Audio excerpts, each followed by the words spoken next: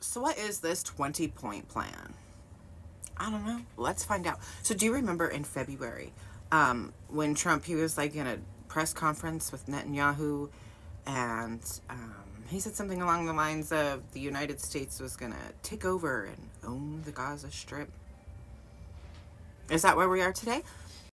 So what are the 20 points exactly? Well, according to the BBC, 1, Gaza will be de-radicalized terror-free zone that does not pose a threat to its neighbors. 2, Gaza will be redeveloped for the benefit of the people of Gaza. 3, if both sides agree to this proposal, the war will immediately end. Israeli forces will withdraw to an agreed upon line to prepare for hostage release. 4, within 72 hours of Israel publicly accepting this agreement, all hostages, alive and deceased, will be returned.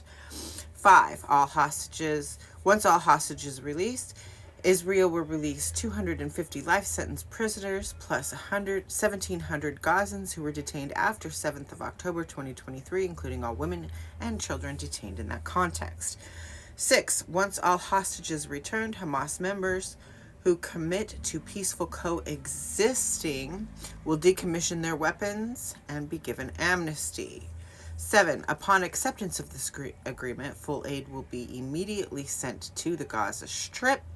At a minimum, the aid quantities will be consistent with what was included in the 19th of January 2025 agreement. 8, entry and distribution of aid to the Gaza Strip will proceed without interference through the United Nations and its agencies. 9, Gaza will be governed under the temporary transitional government. They'll be responsible for delivering day-to-day runnings of the public services for the people in Gaza, and this committee will be made up of qualified Palestinian and international experts with the oversight and supervision of a new international transitional body, the Board of Peace, which will be headed and chaired by President Donald Trump. 10, a Trump economic development plan to rebuild and energize Gaza will be created by convening a panel of experts who have helped birth some of the thriving modern miracle cities in the Middle East.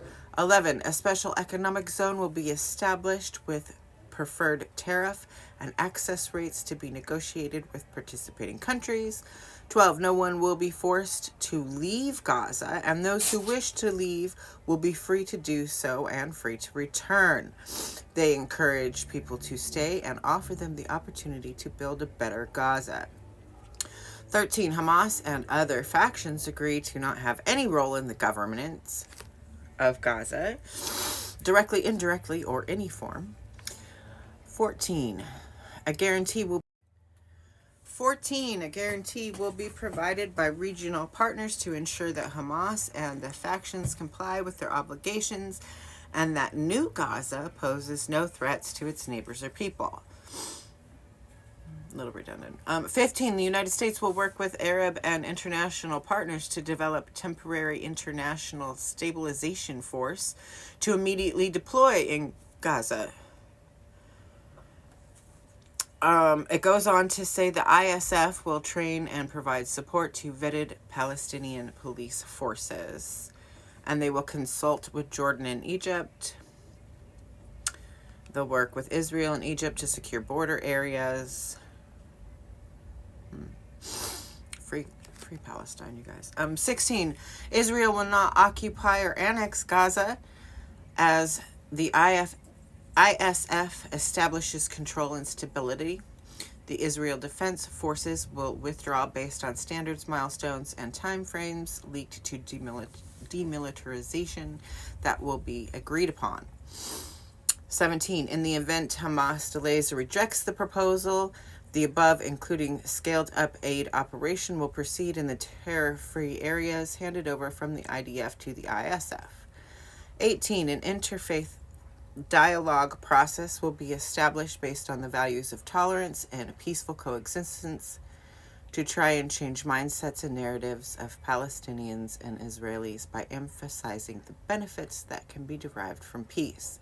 19. While Gaza redevelopment advances, the PA reform program is faithfully carried out and the conditions may finally be in place for a credible pathway to Palestinian self-determination and statehood.